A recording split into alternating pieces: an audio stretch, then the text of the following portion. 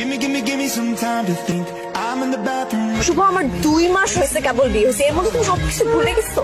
আমি তো ভাবছিলাম যে আমার বিয়ের পরে তুমি এত কষ্ট পাবে যে তুমি কষ্টের শোকে পাথর হয়ে যাবে, রাস্তায় রাস্তায় ঘুরে বেড়াবে, কান্নাকাটি করবে, মদ খাবে, আরো কত কিছু করবে, দেবদাস হয়ে যাবে, কিন্তু কিছুই করতেছো না। তুমি তো আনন্দে আছো, ফুরফুরে মেজাজে আছো।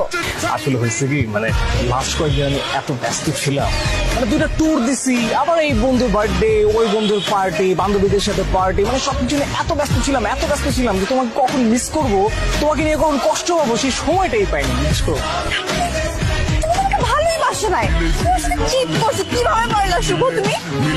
আমার সাথে ব্রেকআপ করে গেলা তুমি, আরেক ছেলেরে বিয়ে করে সংসার করতেছো তুমি, আর চিটার হয়ে গেলাম আমি।